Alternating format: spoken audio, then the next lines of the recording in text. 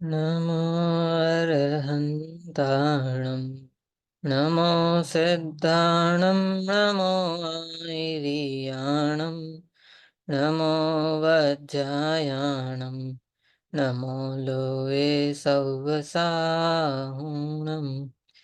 मङ्गलं भगवान् वीरो मङ्गलं गौतमो गणि मङ्गलं कुन्दकुन्दार्यो जैनधर्मोऽस्तु मङ्गलम् सर्वमङ्गलमाङ्गल्यं सर्वकल्याणकारकं प्रधानं सर्वधर्माणां जैनं जयतु शासनम् तीन भुवन में सार वीतराग विज्ञानता शिव स्वरूप शिवकार नमः त्रियोग समालिके।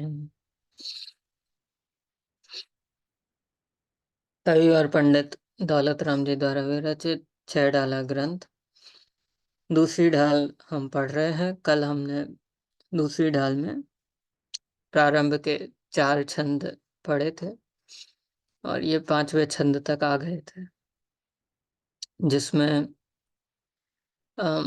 जीव के जो संसार भ्रमण में जो दुख है उसका जो कारण है, मूल कारण जो है उसकी चर्चा यहाँ कर रहे हैं। और वे मूल कारण कौन कौन से है, तो कहा मिथ्या दर्शन, मिथ्या ज्ञान और मिथ्या चारित्र। इनके वश होकर के यह जीव परिभ्रमण करता है।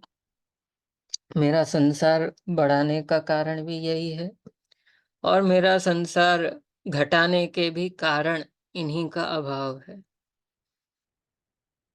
कोई मुझे कषाय, राग द्वेष, क्रोध आदि कराता नहीं है और कोई ऐसा है नहीं कि जो मिटा भी दे।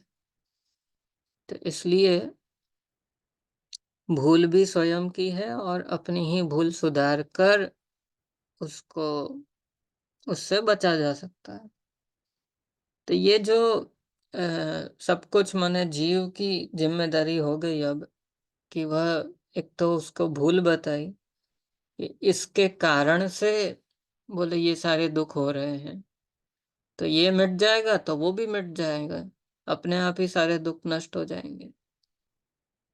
या वो दुख बहुत सारे तो ऐसे हैं कि जो होते ही नहीं है लेकिन हमने काल्पनिक बना रखे हैं, और जो वास्तव में भी कुछ प्रतिकूलताएं होती है बाहर में या संयोगों के आधार से, वो फिर उतनी लगती नहीं है और धीरे धीरे ये संयोग ही सारे नष्ट हो जाते हैं। द्रव्य कर्म, भाव कर्म, नो कर्म, सबसे मुक्ति तो सिद्ध दशा आ जाती है।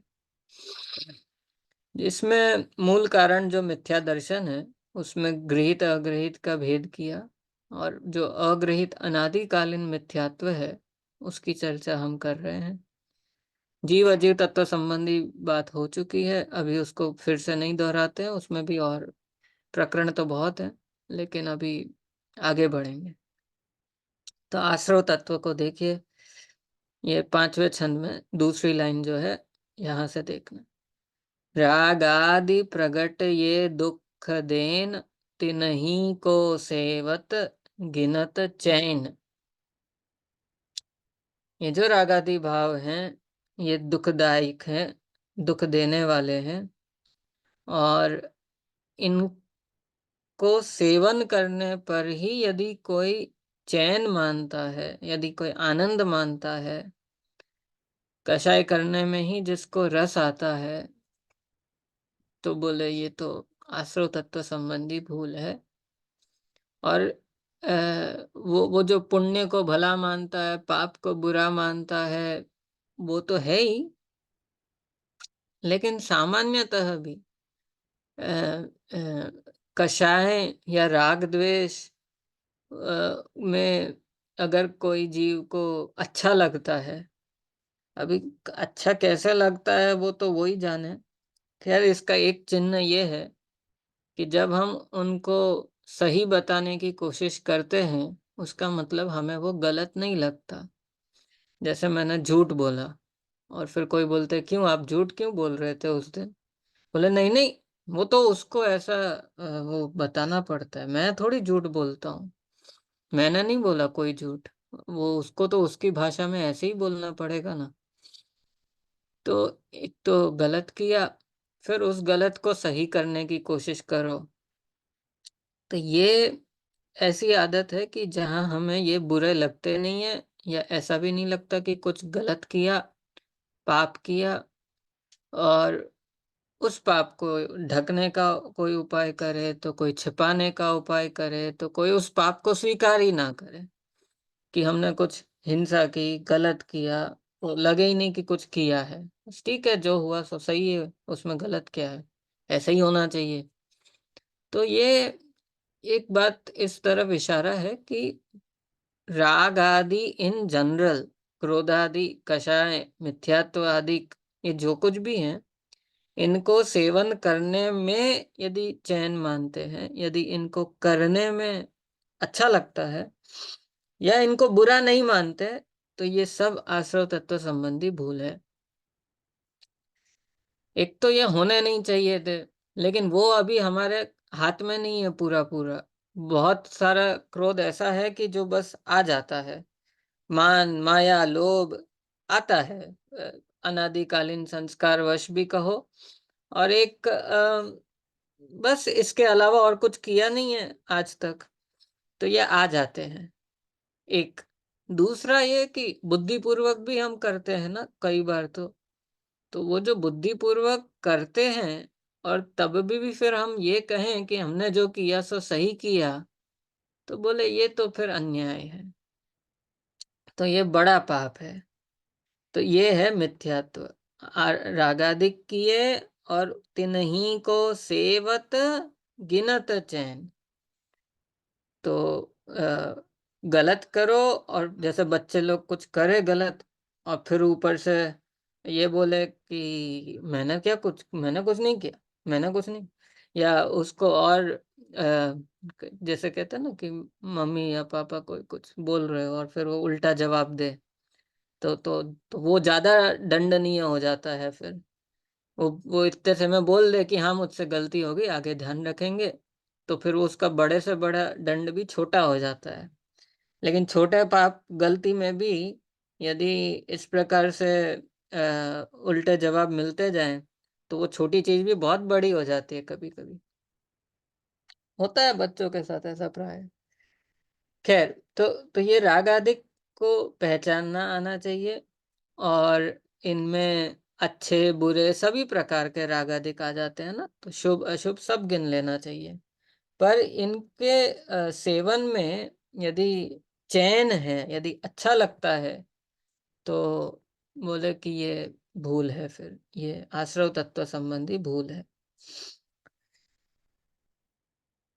हम चलिए आगे, अभी बंध तत्व को भी पढ़ेंगे, फिर प्रश्न पूछूंगा। देखो बंध तत्व देखो, शुभ अशुभ बंध के फल मंझार, रति अरति करें निज पद विसार। बस अभी इतना ही पढ़ता है, क्योंकि वो अगला लाइन में जो है वो संवर तत्व की बात। तो शुभ अशुभ बंध के फल, अभी इधर अ, शुभ अशुभ भावों की बात नहीं कर रहे, उसके फल की बात कर रहे हैं। तो प्रश्न ये था कि आश्रव तत्व संबंधी भूल और बंध तत्व संबंधी भूल में अंतर क्या है।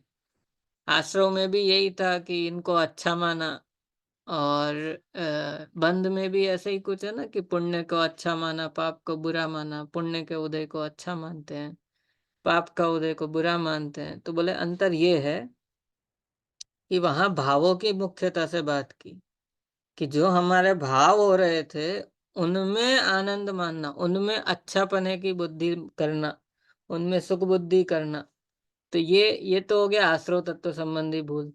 और जब इनका उदय आता है, तो आज अगर मान लो कि किसी को पुण्य के उदय से कोई लॉटरी लग जाए, तो उसमें फिर जो उसको रस आता है, आनंद आता है, आज अचानक से कहीं से कुछ आ जाए ऐसा कि वो व्यक्ति कितने टाइम से सोच रहा था मेरा प्रमोशन कब होगा, प्रमोशन कब होगा? और बिना कहे, बिना सोचे कहीं से भी कुछ ऐसा आ गया कि आपको आज प्रमोशन दिया जा रहा है। तो ये छोटे-छोटे पुण्य के उदय भी जो दुनिया भर में चलते रहते हैं, किसी के कुछ हो जाता है, किसी का कुछ, और कभी-कभी पाप के उदय भी आते रहते हैं। कहीं किसी का कुछ हो रहा है, किसी के कोई संयोग वियोग कुछ ना कुछ चलता रहता है। कभी शरीर में कुछ होता है, कभी संयोगों में कुछ होता है। तो वहाँ भी जो तकलीफ होती है, तो अशुभ के उदय होने पर पाप के उदय में तकलीफ और पुण्य के उदय में हर्ष। तो बोले ये बंध तत्व संबंधी भूल है। क्यों? क्योंकि आज ये जो भी मुझे अनुकूलताएँ मिल रही है, ये है तो मेरे बाँधे हुए कर्मों का फल ना। प्रतिकूलता मिलती है वो तो कर्म के उदय का फल है ही जो पूर्व में किए थे। लेकिन जो अनुकूलताएँ भी मिली हैं, वह भी कोई न कोई पूर्वकृत पुण्य का ही फल है। तो पुण्य से संसार बढ़ता है एक अपेक्षा से, और घटता तो नहीं है। तो फिर वो सारी बातें तो अभी उसमें जाने की ज़रूरत नहीं है कि पुण्य पाप में फिर क्या फ़र्क पड़ता है, दोनों एक ही है तो फिर, कि नहीं, वो बात अलग है। दोनों एक है बंधन की अपेक्षा से, संसार की अपेक्षा से। दोनों में से ही यदि किसी को चुनना है, तो फिर तो कौन व्यक्ति होगा जो कहेगा कि पाप अच्छा है और पुण्य बुरा है? या तो दोनों ही बुरे हैं, या फिर अकेला पाप बुरा है और पुण्य अच्छा है। ये सामान्य कथन है, या दोनों बुरे हैं। ऐसा कभी नहीं हो सकता कि पाप बुरा और पाप भला और पुण्य बुरा। ऐसा तो कोई ने नहीं कहा। जब कभी भी अध्यात्म में पुण्य के अशुभ भावों का निषेध होता है, तो अशुभ का तो निषेध उसके बहुत पहले हो चुका है। अब वो कहा नहीं गया तो दिखता नहीं है, लेकिन वो तो बहुत पहले निषेध हो गया था। तो वो अलग बात है।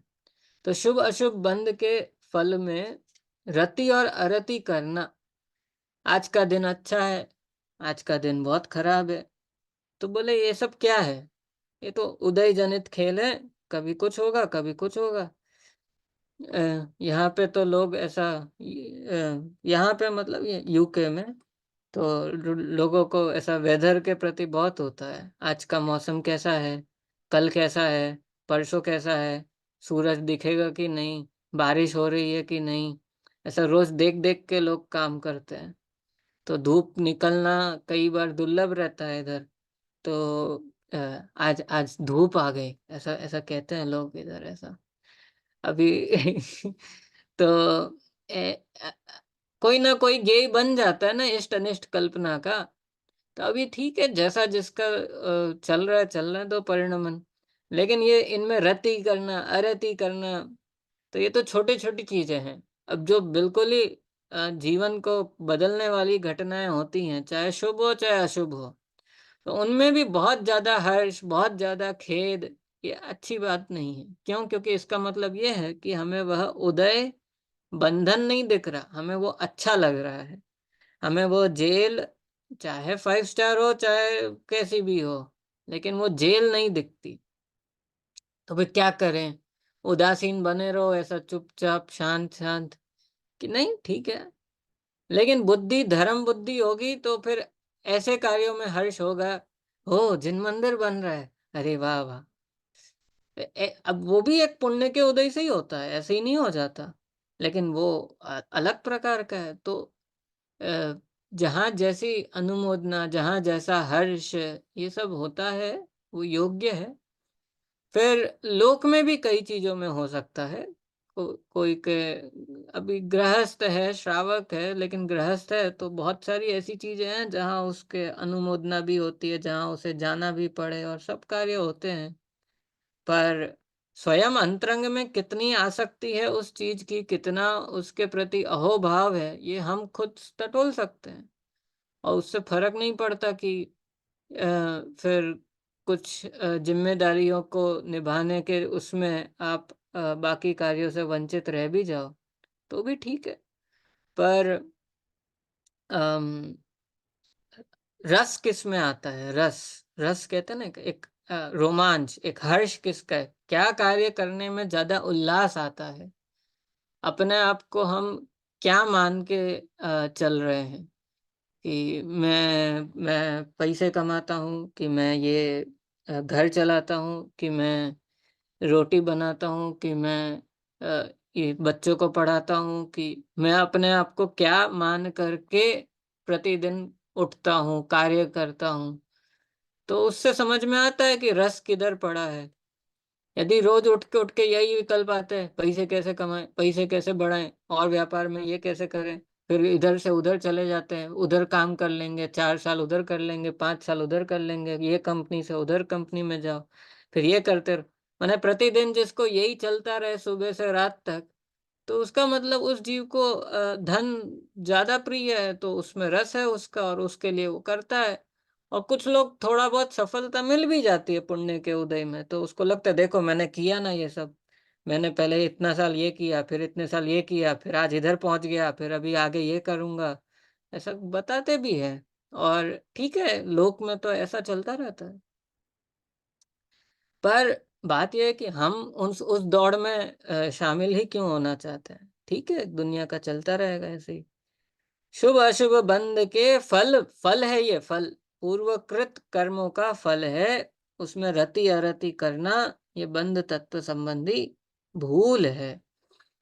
आज कोई पाप का उदय आए तो भी इतना खेद खिन्न नहीं होना चाहिए कि ऐसा क्यों होता है, हमेशा मेरे साथ क्यों होता है। और ये प्रश्न, प्रॉब्लम ये सबको होता है कि मेरे साथ ऐसा क्यों होता है, ये सबको ही को लगता है। तो इसका मतलब अकेले मेरे साथ होता नहीं, होता तो सबके साथ है। पर मुझे अपनी चीजें, बुरी चीजें ज्यादा दिखती है ना, तो पाप का उदय तुरंत नोटिस हो जाता है। जो जो अच्छा हुआ वो नहीं दिखता, जो बुरा हुआ वो हमें तुरंत दिख जाता है। मेरे साथ ऐसा क्यों हुआ, मेरे साथ ऐसा क्यों नहीं हुआ। और जितनी अनुकूलताएं हैं, जितना अच्छा अच्छा मिला है, एक मनुष्य भव, देव शास्त्र गुरु, जिन मंदिर, जिन वाणी, इन सब के लिए कितना पुण्य प्रतिदिन खर्च हो रहा है अकाउंट में से। ये पूरी पर्याय के लिए जितना हमें मिला है ना, अभी वो मिल तो गया, और वो रोज खर्च हो रहा है प्रतिदिन का अकाउंट में से उतना पुण्य। अब हम लाभ लें तो ठीक, नहीं लें तो भी ठीक, कोई को फर्क नहीं पड़ने वाला। पर अब वो मिला है तो वो नहीं दिखता। और बाकी सब छोटी मोटी चीजें होती है, तो बहुत ऐसा लगता है कि इतना सब चला गया, अब कहाँ से आएगा, आ जाएगा। और इनमें ज्यादा रति अरति कुल मिला के करने जैसा नहीं है। आगे जा करके तो एक जगह कहेंगे, पुण्य पाप फल माई हरक बिल खो मत भाई, यह पुद गल पर जाय उपजी बिन से फिर थाई। बोले ये पुण्य पाप का उदय है, इसमें क्या ज्यादा हर्ष शोक करना, ये तो पुद्गल की पर्याय है, आएगा, जाएगा, फिर आएगा, होता रहता है। तो ये बंध तत्व संबंधी भूल है, जहां पे उदय की अपेक्षा से बात की है, ठीक है, और आश्रव में जीव के भावों की अपेक्षा से बात की है। ये बहुत बड़ा अंतर है आश्रव तत्व और बंध तत्व की भूल में। जो ऐसे सामान्य कहोगे तो वो अंतर दिखता नहीं है, मतलब जो जो थोड़ा गहरा है इसे देखेंगे तो समझ में आ जाता है। पर बाकी सामान्य रूप से ये सब लोग कह देंगे कि पुण्य को अच्छा मानना, पाप को बुरा मानना, बोले ये भूल है। हाँ, लेकिन वो पुण्य भाव की बात कर रहे हो कि पुण्य के उदय की बात कर रहे हो। शुभ भाव को भला माना और अशुभ भाव को बुरा माना, बोले ये आश्रव तत्व में जाएगा, उसकी भूल है। और बंध तत्व की भूल में शुभ पुण्य के उदय को अच्छा माना और पाप के उदय को बुरा माना। अभी प्रकृति में ऐसा हुआ है कि इस बार इतनी गर्मी है, ठीक है, अभी 10 डिग्री टेम्परेचर कम हो जाए कल से, तो कैसा लगेगा। हाँ, अब शांति, चलो बारिश आ जाएगी तो अब शांति। तो पूरी 2 महीने की गर्मी, 3 महीने की गर्मी, अगर हम ऐसे ही निकालते रहे रोज रोज, बहुत गर्मी है, बहुत गर्मी है, बहुत गर्मी है, तो ये एक प्रकार का आर्त ध्यान नहीं हो गया कि जहाँ पे हमें अनिष्ट का संयोग हुआ है। अभी हुआ है तो हुआ है, प्रकृति से हुआ है, किसी ने किया थोड़ी है। अभी इधर ठंड बहुत है और उधर गर्मी बहुत है, और इधर तो अभी तो इतना तो कुछ नहीं, लेकिन यहाँ के विंटर्स में तो और ज़्यादा ही ठंड पड़ती है, बहुत ज़्यादा। तो क्या करें? प्रतिदिन सुबह से लेकर रात तक एक ही वो अनिष्ट संयोगज आर्त ध्यान चलता है फिर, कि क्या करें साहब, बहुत गर्मी है, बहुत तकलीफ है, बहुत तकलीफ है। पर करे क्या, उसका उपाय क्या है? कुछ नहीं है। तो चलने दो। उदय है, उदय को तमाशे की तरह ऐसा देखना चाहिए बस, कि चल रहा है, खेल चल रहा है कर्मों का। अपने आजू बाजू जितने द्रव्य हैं, उन सब के निमित्त से जो जो मुझे हो रहा है, सब उदय जनित है। तो इसमें न ज्यादा हर्ष न ज्यादा शोक, सम्य समता साम्य साम्य भाव का अभ्यास करना चाहिए। देखो आगे, अगला संवर तत्व संबंधी। आत्म हित हेतु विराग ज्ञान, ते लखें आपको कष्ट दान। आत्मा का हित किसमें है? तो बोले ज्ञान वैराग्य, इसमें आत्मा का हित है। आत्मा का हित विषय कषायों में नहीं है। आत्म के अहित विषय कषाय, इनमें मेरी परिणति न जाए। तो ये सभी जो भी है, मिथ्यात्व, अविरति, प्रमाद, कषाय, फिर पंच इंद्रिय के विषय भोग, इसमें तो होता है आत्मा का अहित। समय निकल जाता है लेकिन अहित होता है, तो दोनों नुकसान हो गए। और जो ज्ञान है, वैराग्य है, ये जो जिनवाणी है, आगम का अभ्यास, फिर तत्व विचार, चिंतन, मनन, निर्णय, अनुभव, ये सब आत्मा के हित रूप थे। और अभी प्रश्न फिर वहीं से शुरू हो जाएगा कि आत्मा किसे माना? जीव अजी तत्व संबंधी भूल है, तो फिर बोले बाकी सब तो चल ही रहा है। अब शरीर अपना लगता है, तो शरीर के लिए हितदायक क्या है वो ढूंढते हैं। कई बार तो फिर कुछ आकर्षण रहता है, अपने यहाँ ये नहीं मिलता, उधर मिलता है, चलो उधर से वो ले आते हैं, इस बार उधर से। अपने यहाँ ये नहीं है, अपने यहाँ वो नहीं है, उसके उसके यहाँ वो है, उधर ये नहीं है, इधर ये है। ये सारी परिभाषा स्टार्ट कहाँ से होती है? बोले शरीर से। शरीर के अनुकूल जो है वो हमें हित रूप लगे, शरीर के लिए जो प्रतिकूल है वो हमें अहित लगता है। लेकिन जो आत्मा की चिंता करे, वो वास्तव में हमारे हितैषी कहलाते हैं। और जो आत्मा के साथ साथ शरीर के लिए भी उतनी ही चिंता करे जितनी आत्मा को जरूरत है, तो वो सही है। लेकिन अ, यदि आत्महित की मुख्यता नहीं है, तो फिर ये कष्टदायक लगेगा, ये बोरिंग लगेगा। कई बार तो ऐसा लगेगा कि क्यों करना ये सब, क्या मतलब है, कहाँ दुनिया और कहाँ हम। बच्चों को तो बहुत प्रश्न होते हैं, बहुत प्रकार के होते हैं। जब एक वो एज आती है ना, एक जहाँ पे 8 साल, 9 साल, 10 साल के बाद से लेकर के 16, 18, 20 तक, और भी आगे, पर तब तक फिर 20, 22 तक तो फिर अपनी अपनी दुनिया बन जाती है। और फिर उसी में जीवन भी निकल सकता है पूरा। पर ये जो समय होता है, तो ऐसे बहुत प्रकार के प्रश्न होते हैं। तो अब बहुत कुशलता चाहिए, और माता पिता सब प्रकार से उत्तर देते हैं उसमें। उस बालक को हर चीज का समाधान मिलता है वहां से। तो प्रश्न होता है ऐसा कि सब लोग करते हैं, हम क्यों नहीं? उधर तो ऐसा है, इनके यहाँ ऐसा है। फिर सभी स्कूल में ऐसे करते हैं, वहाँ ऐसा होता है, कॉलेज में आओ तो उधर ऐसा अलग, सब सब प्रकार की बातें होती है। पर जो तत्वज्ञानी होंगे, अब उनके लेवल का तत्व ज्ञान, हाँ, ऐसा नहीं है कि बहुत हाई फाई तत्व ज्ञान एक्सपेक्ट करना चाहिए।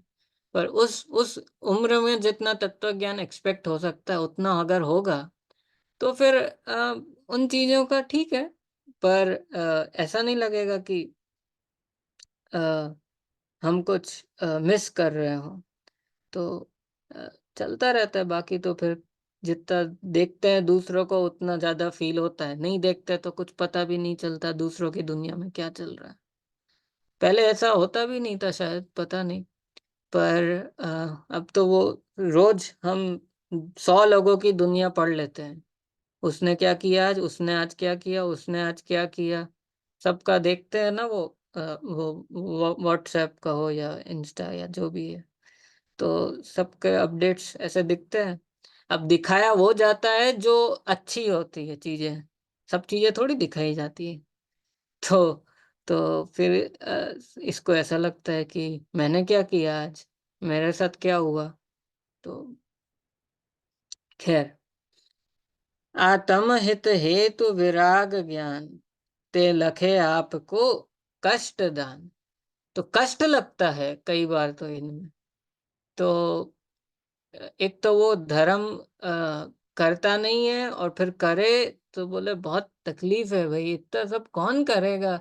ये धो, फिर ये शोधो, फिर इसको ऐसे करो, और ये ऐसे करना होता है, और इसको नहीं छूना चाहिए, और इसको ऐसे छानना। फिर अब ये तो सब खान पान संबंधी बातें हो गई, इसको चलो एक चैप्टर पूरा अलग करो। पर बाकी भी तो धर्म में इस लोक संबंधी तो कोई प्रयोजन सिद्ध होते दिखते नहीं है इसको। अज्ञानी जीवों को तो यही लगता है कि इसमें मिला क्या मुझे। मुझे आजकल के पीढ़ी का एक और प्रश्न है कि इसका प्रैक्टिकल लाइफ में बताओ क्या रोल है। हम लोग को प्रैक्टिकल बताओ। ये प्रैक्टिकल, पहले थ्योरी समझ तो लो, प्रैक्टिकल अपने आप हो जाएगा।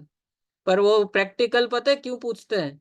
क्योंकि उनको थ्योरी बोरिंग लगती है। उनको ऐसा लगता है ये सब ठीक है, हाँ 6 द्रव्य होते हैं, वो द्रव्य गुण पर्याय है, ये सब है, पर इसका प्रैक्टिकल क्या है? माने इतनी फुर्सत भी नहीं है कि वो थोड़ा सा थ्योरी समझे, फिर प्रैक्टिस की बात करो। दुनिया का कोई विद्यार्थी ऐसा नहीं है जो स्कूल में जाके पहले दिन टीचर से ये पूछे कि ये मल्टीप्लिकेशन सीखने से मेरे लाइफ में मुझे क्या लाभ मिलेगा। कोई नहीं पूछता टीचर को। ये इंग्लिश लिटरेचर पढ़ के मैं क्या करूंगा आगे जाके, कोई नहीं पूछता। चुपचाप सब पढ़ने जाते हैं, सब एग्जाम देंगे, रोएंगे, पढ़ेंगे, हंसेंगे, खेलेंगे, सब कर लेंगे। धर्म के क्षेत्र में मतलब इसके प्रैक्टिकल लाइफ में क्या करूं मैं? अरे, तो बोले तुम्हें फुर्सत नहीं है ना, इसलिए ऐसा पूछ रहे हो। कोई बात नहीं, जब समय मिलेगा तब तक फिर लेट हो जाएगा सब। तो बहुत सोचना चाहिए हमें कौन सी चीज में ज्यादा मेहनत पड़ रही है, बहुत कष्ट करना पड़ रहा है, और कौन सी चीज ऐसी है जो आसानी से हो जाती है, वहां हमारी रुचि है। ठीक है, कुछ सब सारी रुचि ऐसी नहीं हो सकती कि हम सब कुछ धर्म में ही पूरी तरह अपना उपयोग लगा दें। यदि ऐसा कर सके तो यहाँ रहेंगे ही नहीं फिर हम। लेकिन यदि ऐसा नहीं भी हो पाता है तो भी एक प्राथमिकता वाली चीज होती है, पहले क्या बाद में क्या। तो उस हिसाब से अपने जीवन को ढाल सकते हैं। बहुत है विस्तार इसमें, ये 7 तत्व तो जीवन भर के चैप्टर हैं। इनको कभी पूरा नहीं कर सकते, जितनी बार चर्चा करो उतनी बार नए नए भेद विज्ञान के लिए आपको बिंदु मिलेंगे। सोचना चाहिए, लिखना चाहिए, लिखने पे तो बहुत वजन देने की जरूरत है। पहले लोग सच में सब लोग लिखते थे, पता है आपको?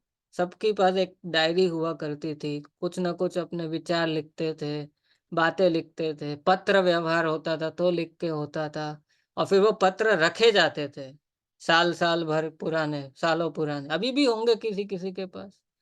पर लेखन के अभ्यास से उपयोग केंद्रित होता है, और उससे बहुत विचार करने की शक्ति बढ़ती है। और जो इधर लिखा है वो आपको लिखने की जरूरत नहीं है, वो तो नोट्स बनाने जैसा काम हो गया, वो नहीं। तत्व विचार जो चलते हो, सोचो, कोई एक प्रश्न लेके सोचो, और फिर लिखो उस बारे में क्या क्या विचार चलते हैं। लिखने से बहुत बहुत लाभ होगा। और मैंने तो ये प्रत्यक्ष देखा है कि जितने जगत में ज्ञानी जन दिखेंगे आपको, सबने अपने विचारों को खूब लिख लिख के घोटा है अंदर। लेखन से अंदर में बल बढ़ता है, वो घोटते हैं अंदर, उसको पूरा अच्छी तरह पी लेते हैं उनको, तब जाके वो लिखते हैं। और दूसरों के लिए लिखने की बात अलग है, वो जैसे कोई शास्त्र लिखते हैं आचार्य, वो नहीं। पर इन जनरल भी अपने लिए लिखना चाहिए, सोचना चाहिए, लिखना चाहिए। बहुत सारी बातें हैं। चलो फिर आगे देखो, अब निर्जरा और मोक्ष तत्व। रोके न चाह निज शक्ति खोय, शिव रूप निराकुलता न जोय। बस ये इतना हो जाएगा, ये 7 तत्व वाली बात पूरी हो गई। और फिर इसके बाद कह रहे, या ही प्रतीति जुत कछुक ज्ञान, सो दुखदायक ज्ञान जान। रोके न चाह, चाह माने इच्छा, और रोकते नहीं है, इच्छाओं को रोका नहीं, तो फिर क्या किया कि उनको पूरा करने के लिए कोशिश की। अब पूरे करने के लिए ऐसा थोड़ी है कि आज इच्छा की और आज के आज सब मिल गया काम, ऐसा चिंतामणि रत्न तो है नहीं किसी के पास। एक इच्छा को पूरा करने में कई बार पूरा जीवन निकल जाता है। एक इच्छा, एक सपना देख लिया कि अपना घर होना चाहिए एक अच्छा सा, था पहले भी, पर उसको और बड़ा सा घर चाहिए, और बड़ा सपना देख लिया, तो अब बस उसको पूरा करने में 20-20 साल लगा दो और उसको पूरा करते रहो, हो जाएगा फिर। तो ऐसी ऐसी इच्छाएं होती है। एक होती है आवश्यकता, और एक होती है कि जरूरत नहीं है फिर भी लग्जरी जैसा चाहिए, तो अब उसका तो कोई अंत नहीं है, क्योंकि हर व्यक्ति अपने से बाद ऊपर वाले को देखता है और बोलता है अभी अगली बार ये चाहिए मुझे, इस बार ठीक है इसमें चला लेते हैं, अब अगली बार ये, फिर वो हो जाएगा, तो अगली बार है ना फिर ऐसा करेंगे।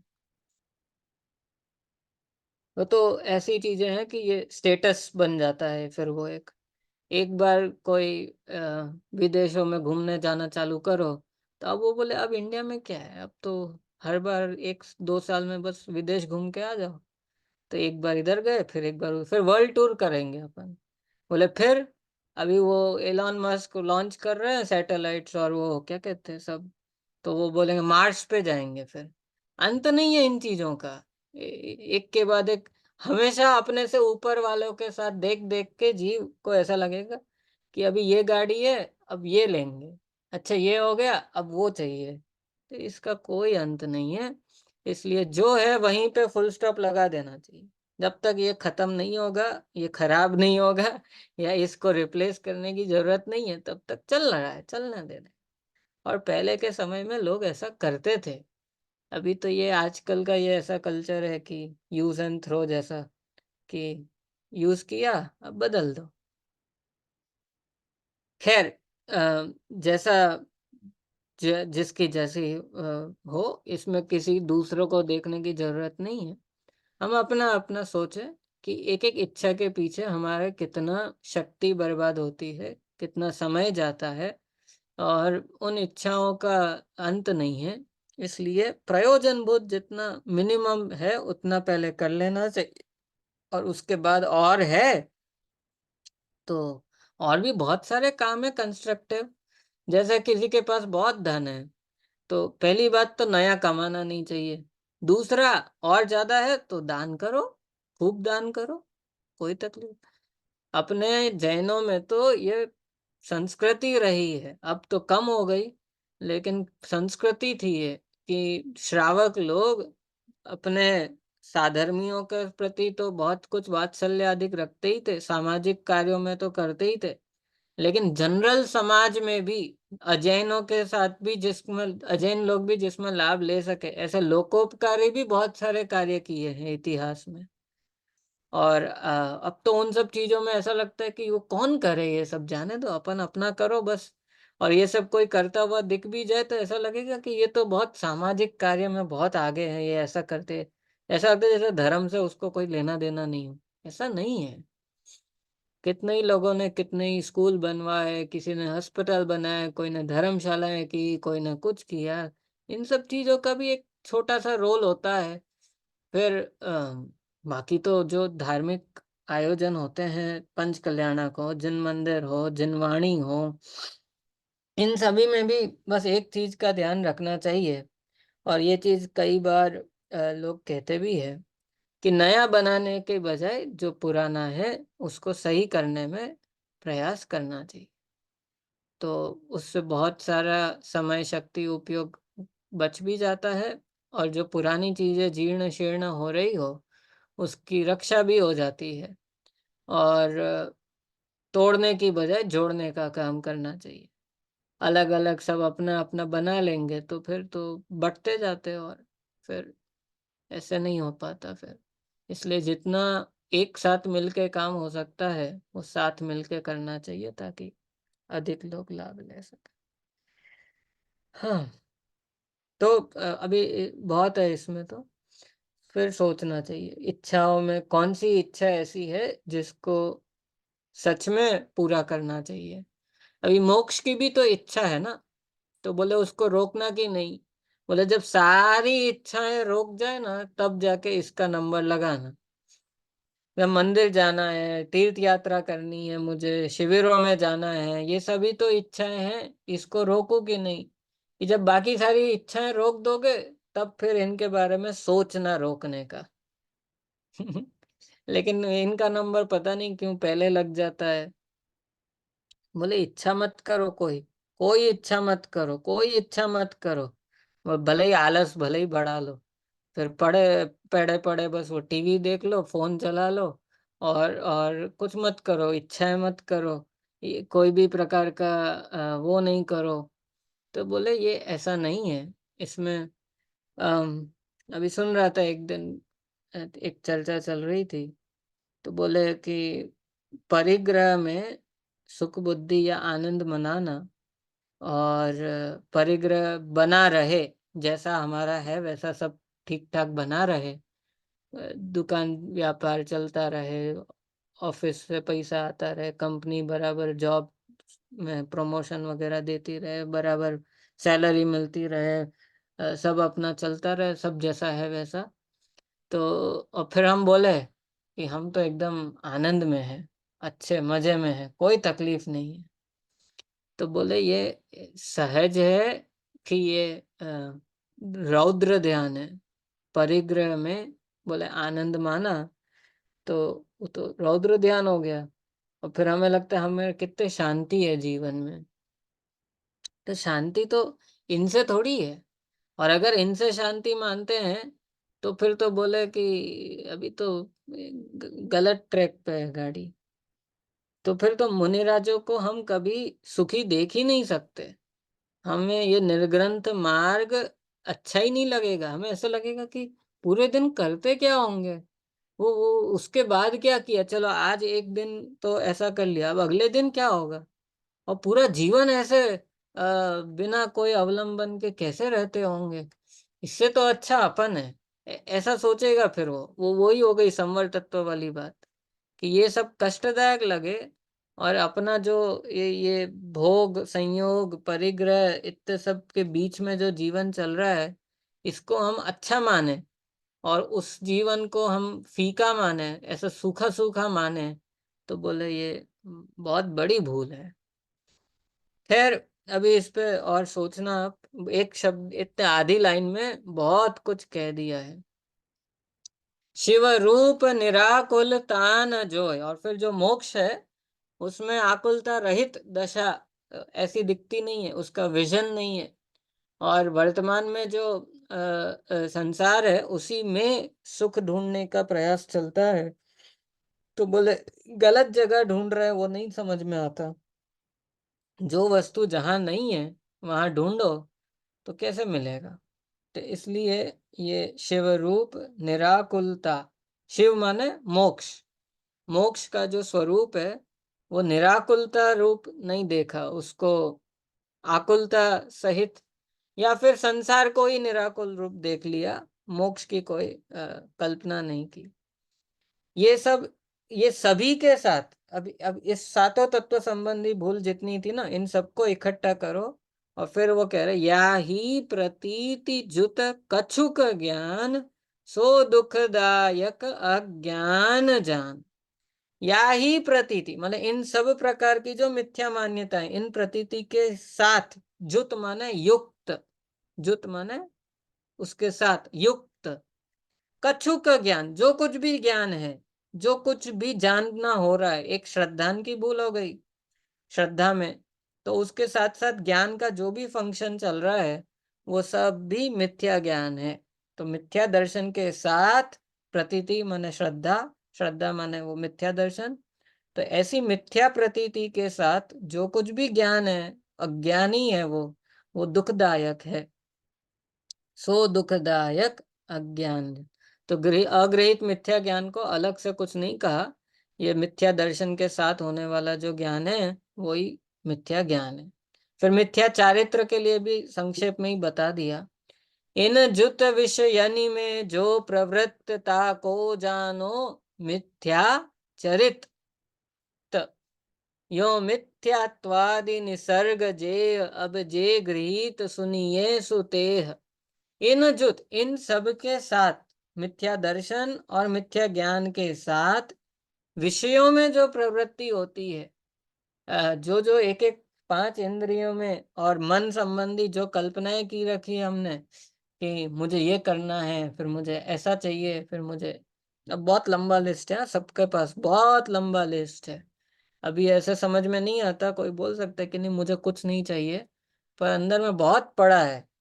तो बोले जितने भी विषयों की इच्छा है दुनिया भर की, तो बोले वो जो जो प्रवृत्ति हो रही है ताको जानो मिथ्याचरित, ये सब मिथ्या चारित्र है। तो देखो, ये आत्मा या जीव, हम जो तत्व है, हमारा जो आत्मा द्रव्य है, इसके ये तीन कार्य तो प्रति समय ये मेन है, मुख्य है। कुछ ना कुछ हम मानते रहेंगे, कुछ ना कुछ जानते रहेंगे, और कुछ ना कुछ करते रहेंगे। ये करना माने ये जो परिणाम जो हो रहा है ना, शुभ अशुभ, राग द्वेष, इष्ट अनिष्ट, क्रोध मान माया लोभ, पुण्य पाप, जो कुछ भी, ये सब चारित्र का अंग है। ये सब परिणमन है एक प्रकार का आत्मा का, जो चारित्र को रिप्रेजेंट करता है। तो जो चारित्र मिथ्यात्व के साथ है वो सब मिथ्या चारित्र। क्यों? क्योंकि चश्मा ही गलत है। अभी गलत प्रकार से दुनिया देख रहे हो, अपने आप को गलत प्रकार से देख रहे हो, सारी चीजें गलत होगी। पहला घड़ा उल्टा रख दिया, एक नहीं, एक घड़ा उल्टा नहीं रखा है, पहला घड़ा उल्टा रख दिया, तब बोले उसके ऊपर तो सारे उल्टे ही रखने पड़ेंगे, नहीं तो गिरेगा वो। तो ये मिथ्या दर्शन ऐसी चीज है कि जिसके कारण से बाकी सब भी मिथ्या होता है। और वो ही एक ऐसी चीज है कि वो सुधर जाए तो सब चीजें सम्यक तो रूप हो जाएगी। तो सम्यक दर्शन होगा तो ज्ञान भी सम्यक, चारित्र भी सम्यक, और फिर पूरा होगा धीरे धीरे वो। पूरा होना अलग बात है, पर सही होना गलत होना अलग बात है। तो इन जुत विषयनि में जो प्रवृत्त ताको जानो मिथ्या चरित, यो मिथ्यात्व आदि निसर्ग जेह। यो माने इस प्रकार, ये जो मिथ्यात्व आदि निसर्ग है, निसर्ग मतलब स्वाभाविक, नेचुरल, किसी ने सिखाया नहीं है, जिसको हमने शास्त्रीय भाषा में कहा अगृहित, ये निसर्ग है। ये माने ये सबके कॉमन है, अनादिकाल से है, इसमें नया कुछ नहीं है। लेकिन अब आगे से जो हम कहने जा रहे हैं वो गृहित की बात अब हम करेंगे। अब जे गृहित, अब जो गृहित वाला है ना मिथ्या दर्शन के अंदर, सुनिए सुते, अब उसको सुनो, उसको हम बताते हैं। देखो, जो कुगुरु कुदेव कुधर्म सेव पोषे चिर दर्शन मोह एव, अंतर रागादिक धरे जेह, बाहर धन अंबर तैसने, धारे कुलिंग लहि महत भावते, कुगुरु जन्म जल उपल नाव। बस इतना ही रुकेंगे। ये पूर्वार्ध लिखा है ना, जो 10वां जो छंद है, एक्चुअली गाथा नहीं है ये छंद कहलाते हैं। गाथा प्राकृत में होती है, संस्कृत में श्लोक होते हैं, छंद होता है, हिंदी में भी छंद कहेंगे इनको। तो 10वां छंद जो है, इसको पूर्वार्ध, जो बाद में लिखा ना ब्रैकेट में, पूर्व अर्ध, अर्ध माने आधा, और पूर्व माने पहले का, और उत्तरार्ध, तो आधा तो हो गया, और उत्तर माने बाद वाला आधा हिस्सा, उसको कहेंगे उत्तरार्ध, और पहले वाला आधा हिस्सा तो पूर्वार्ध। तो 10वें छंद की 2 लाइन है, तो उसकी पहली लाइन इधर रखी है क्योंकि वो कुगुरु की बात एक साथ चल रही है ना, इसलिए। दूसरी लाइन जो है वो आगे आएगी, तो इसलिए वो यहाँ नहीं दिया है। देखो, जे कुगुरु कुदेव कुधर्म सेव। बोले जो कुगुरु की, कुधर्म की और कुदेव और कुधर्म की सेवा करता है, सेवन करता है, सेवा करता है, सब कुछ उनके पास जो जो हम सच्चे देव शास्त्र गुरु के पास जाकर करते हैं, वो ही सब कुछ अगर कोई अन्य देव देवता, अन्य कुदेव आदि के पास, कुधर्म के पास, कुगुरु के पास जाके करे, तो बोले उससे क्या होता है? तो कहते पोषे चिर दर्शन मोह एव। चिर मतलब अनादिकालीन, वो जो बिना पढ़ाया हुआ जो मिथ्यात्व है ना, अग्रहित, वो जो अग्रहित मिथ्यात्व है उसका और ज्यादा पोषण होता है। मिटने की तो बात दूर, लेकिन और ज्यादा बढ़ जाएगा वो। तो अम, एक तो मिथ्यात्व तो चल ही रहा था वो अग्रहित, अब उस अग्रहित के ऊपर हमने ये गृहित का भी सेवन अगर किया तो वो और बढ़ेगा। बोले ऐसा क्यों? बताओ कोई, कैसे बढ़ेगा?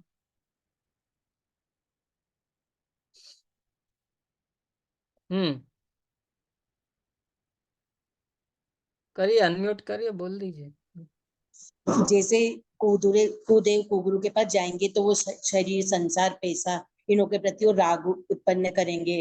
वो संसार बढ़ाने का कार्य करेंगे। पहले अपने इनमें मिथ्यात्व तो था ही सही, और इसको और बढ़ाने का कार्य करेंगे। हम्म। तो और और मतलब सच्चे मार्ग से हम और विमुख होते जाएंगे। हाँ,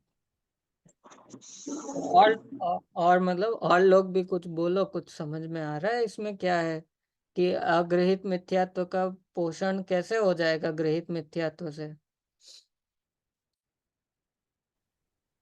क्योंकि अग्रहित में हम शरीर आत्मा को एक मान रहे हैं ना, और ग्रहित हम्म। में भी हम जाएंगे उनके पास यही सब शरीर के लिए ही मांगने के लिए, शरीर की वही सब करने के लिए। तो इसलिए हम्म। वो मिथ्या का, अनादि का, अग्रहित का पोषण करेगा, ग्रहित भी। हम्म। ठीक है। और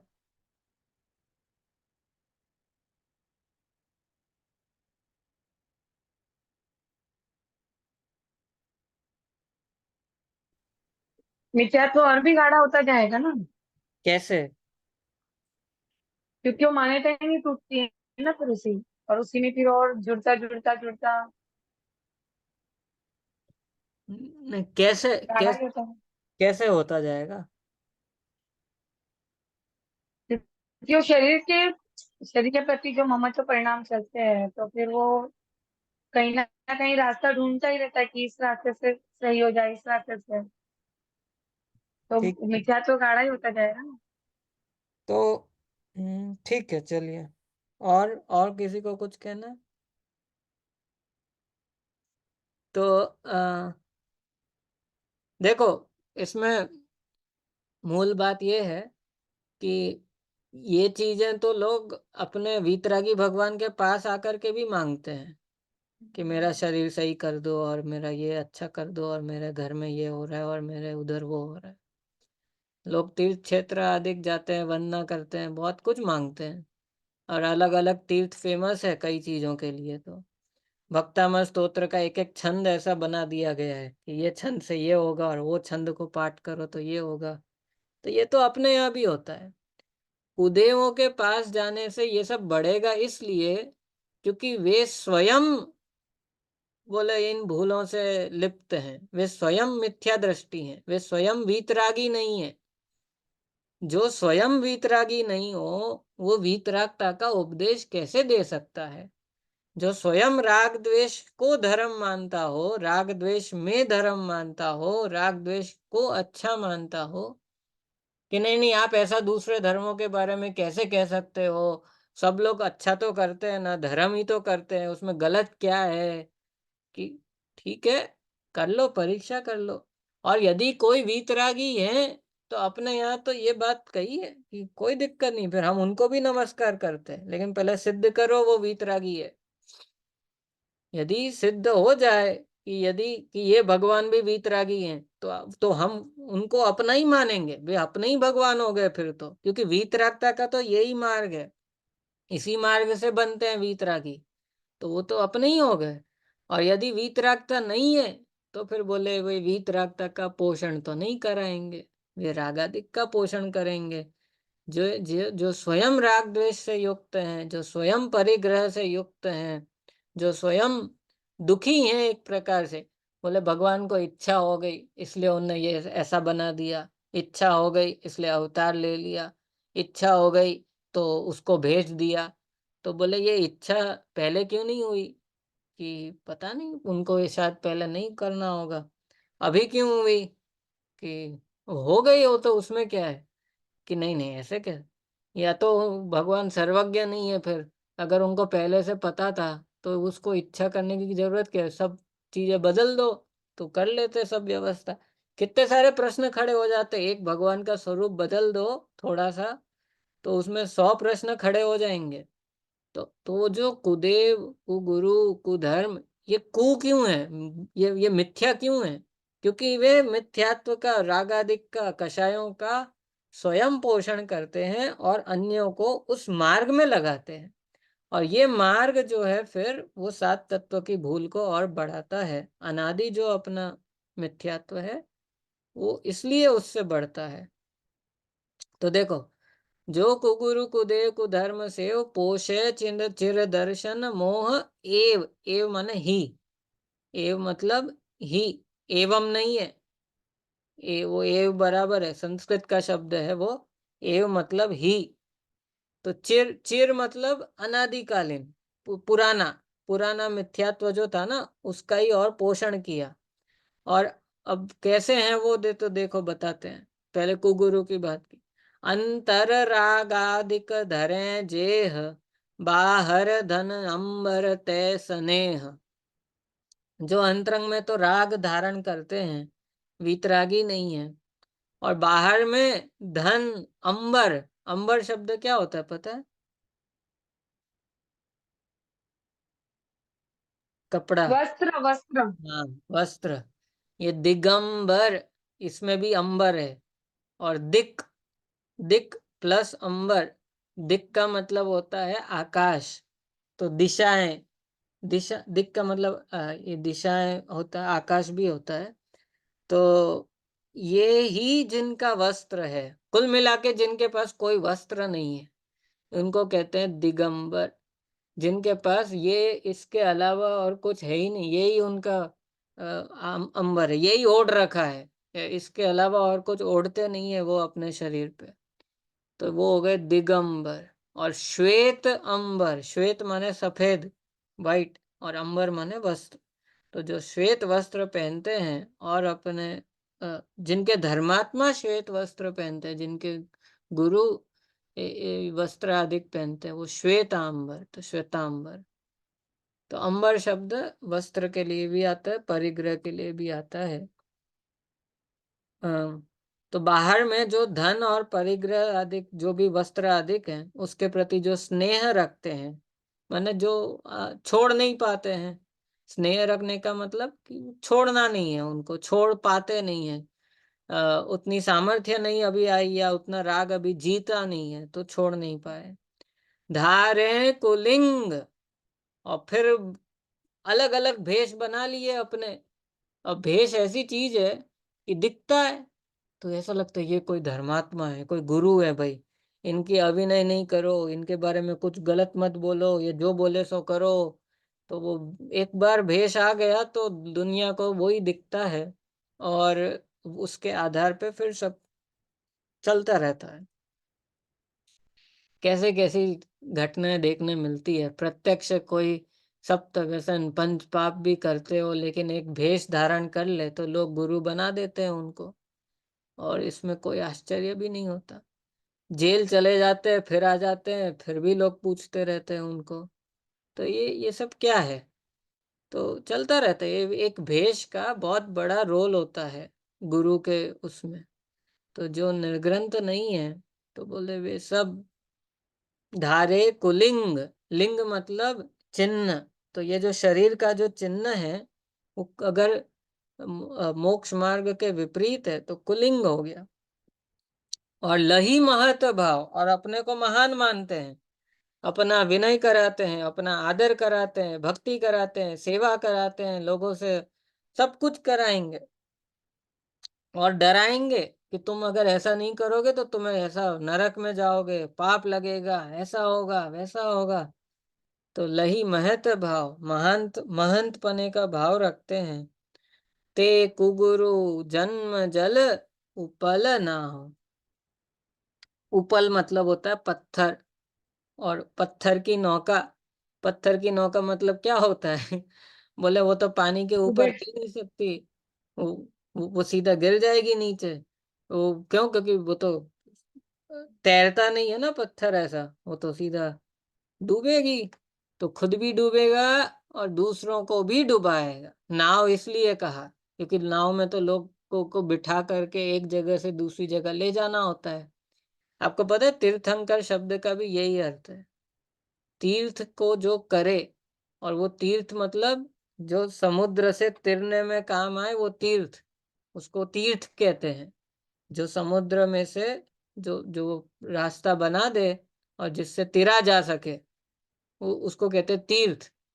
और जो संसार समुद्र से तारने का उपदेश दे, सो है तीर्थंकर।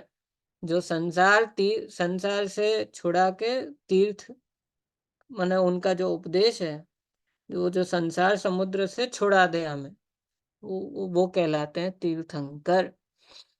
तो जो कुगुरु हैं वे जन्म जल उपल ना हो।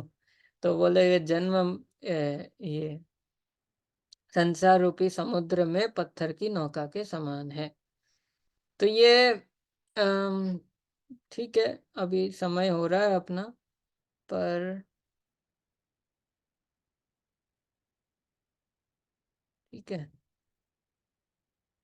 आगे की चर्चा और फिर अभी अगले हफ्ते करेंगे। अगले हफ्ते ये ढाल तो पूरी हो जाएगी, और फिर देखते हैं। आई थिंक उसके अगले हफ्ते से तो फिर सुरभि जी ले लेंगे क्लास आपकी। वो हम लोग बात करके आपको बता देंगे कब से क्या होगा। तो तीसरी ढाल से तो वो लेंगे ही।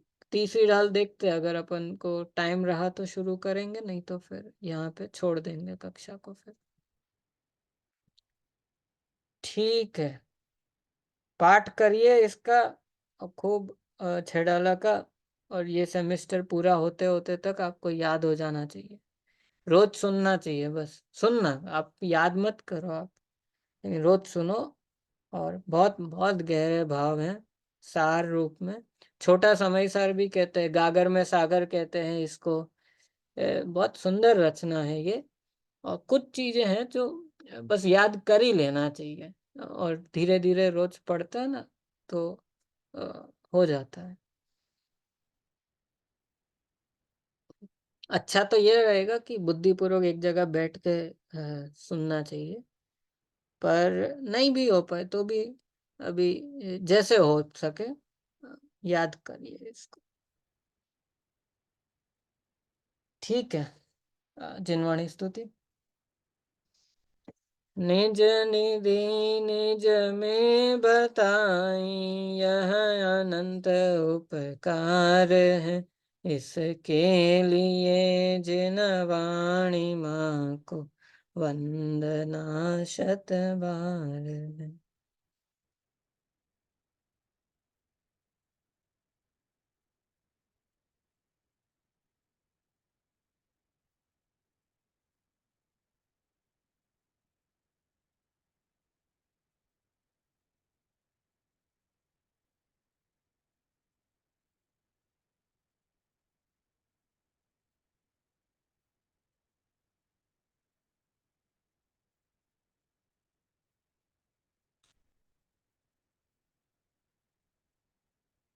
बोलो द्वादशांग मई जिनवाणी माता की जय